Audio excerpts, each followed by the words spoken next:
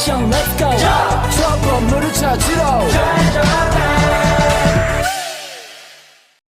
Oke baik, sebelumnya Assalamualaikum warahmatullahi wabarakatuh.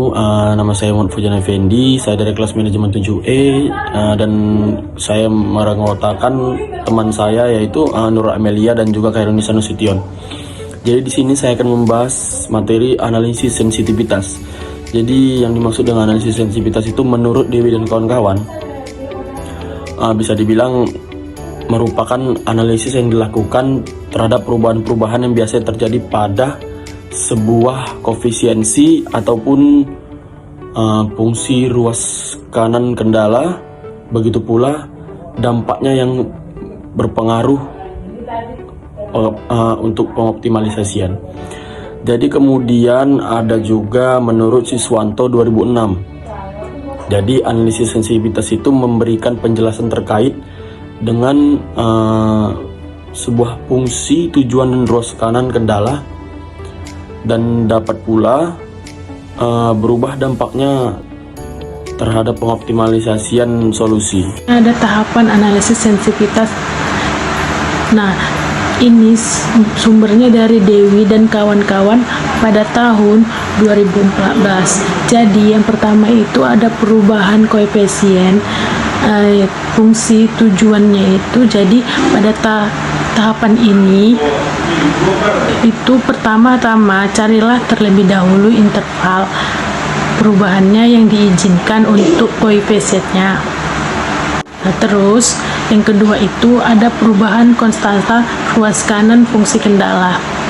Jadi tuh di sini tuh kita harus mencari interval perubahan yang diperbolehkan untuk ruas kanan dan fungsi itu. Ketiga itu ada perubahan simultan pada koefisien fungsinya dan konstanta ruas kanan fungsi kendala. Nah, ada analisis sensitivitas memiliki dua jenis. Jadi analisis ini memiliki dua jenis menurut Mario dan kawan-kawan pada tahun 2008, yaitu analisis sensitivitas lokal dan analisis sensitivitas global. Baik, materi selanjutnya itu ada tujuan analisis sensitivitas. Jadi, di sini tuh menurut Hidayat dan kawan-kawan pada tahun 2013, tujuannya itu untuk melihat suatu perubahan dari model yang akan didapatkan. Jadi maksudnya di sini itu kita tuh melihat mana variabel-variabel yang memiliki pengaruh lebih baik gitu, lebih baik dalam mencapai output yang akurat dari model-model yang nantinya akan kita kembangkan. Baik, materi selanjutnya itu ada contoh kasus. Jadi contoh kasusnya di sini itu sejumlah nilai berdasarkan data-data yang tersedia, misalnya analisis sensitivitas kelayakan bisnis budidaya lidah buaya. Yang pertama itu ada terjadi penurunan produksi lidah buaya sebesar 30% karena perubahan iklim dan cuaca. Yang kedua, terjadi kenaikan harga input, yakni pupuk kimia sebesar 40% akibat kenaikan tarif impor tersebut. Jadi ya gambar pertama ini tuh ada tabel perhitungan nilai NPF, NPV pada kondisi normal. Terus yang kedua ini tuh ada analisis sensitivitas dengan penurunan produksi sebesar 30%. Terus yang ketiga ini ada analisis sensitivitas dengan kenaikan pupuk kimia sebesar 40%. Jadi berdasarkan tabel 1, 2, dan 3 dapat diperoleh nilai NPV, net B atau C, dan IRR pada kondisi normal dan dua kondisi yang diukur sensitivitasnya karena penurunan produksi dan kenaikan harga pupuk kimia. Jadi perbandingan di sini tuh perbandingan NPV-nya itu I-nya itu sama dengan 17%. Jadi di dalam tabel pertama itu hasil perhitungan yang pertama pada kondisi normal itu 71.216.000. Terus yang kedua, pada tabel yang kedua, hasil perhitungan pada produksi turun 30% dengan biaya 8.275.000.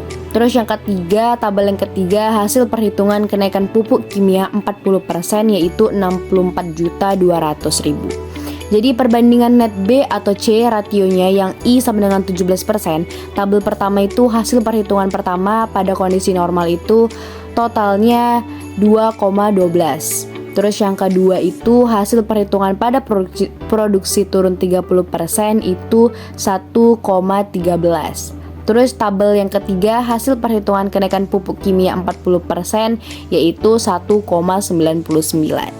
Selanjutnya ada perbandingan IRR-nya.